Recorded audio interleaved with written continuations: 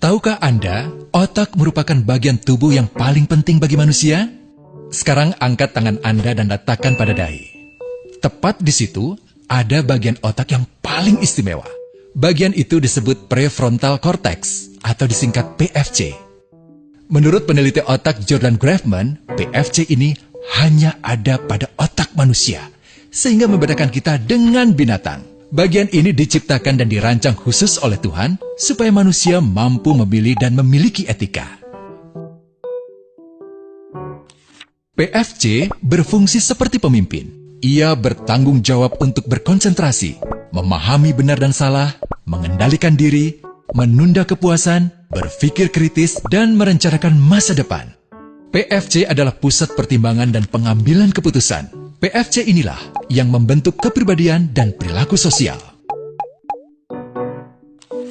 Sayangnya, PFC adalah bagian otak yang paling mudah mengalami kerusakan.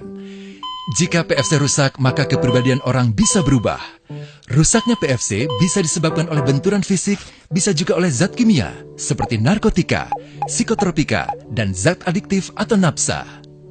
Dan ternyata, penyebab paling merusak juga pornografi, yang disebut narkolema, narkotika lewat mata. Bagaimana pornografi mempengaruhi otak dan pikiran kita? Adi, remaja 12 tahun, melihat gambar di TV yang menjurus ke porno.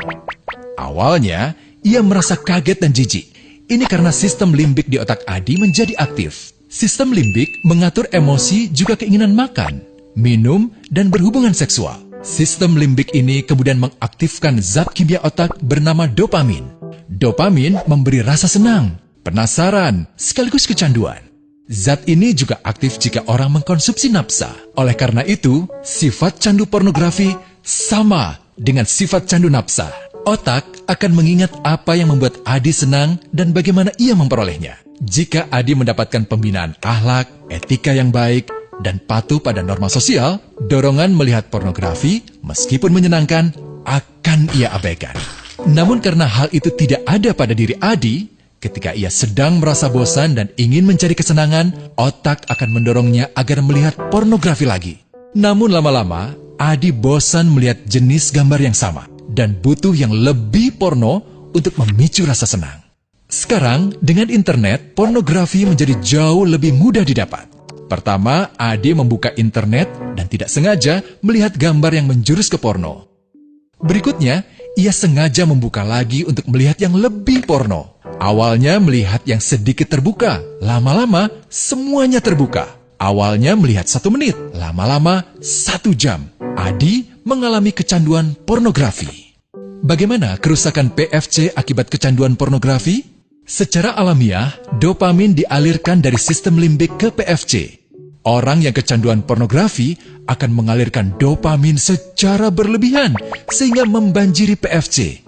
PFC menjadi tidak aktif karena terendam dopamin. Semakin sering PFC tidak aktif, ia akan semakin mengerut dan fungsinya terganggu. Sistem limbik justru akan berkembang semakin besar karena terus mengaktifkan dopamin, sehingga Adi cenderung untuk terus mencari kesenangan tanpa takut atas akibatnya. Jika tidak ditangani segera, Adi berpeluang besar menjadi pelanggan pornografi seumur hidup dan mengalami kerusakan otak di bagian PFC. Awalnya, ia akan kehilangan konsentrasi, penurunan kemampuan menimbang benar dan salah, serta berkurangnya kemampuan mengambil keputusan. Lama-lama, besar kemungkinan ia akan melakukan masturbasi, oral seks, hubungan seksual suka sama suka, dan mudah berganti-ganti pasangan seksual.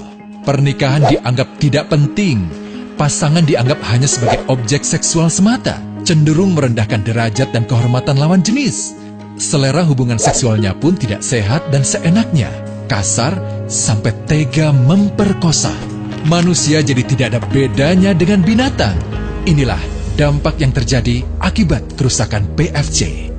Ahli bedah otak Donald Hilton Jr. mengatakan, jika difoto menggunakan alat magnetic resonance imaging, otak yang rusak akibat pornografi memperlihatkan hasil yang sama dengan otak yang rusak karena kecelakaan.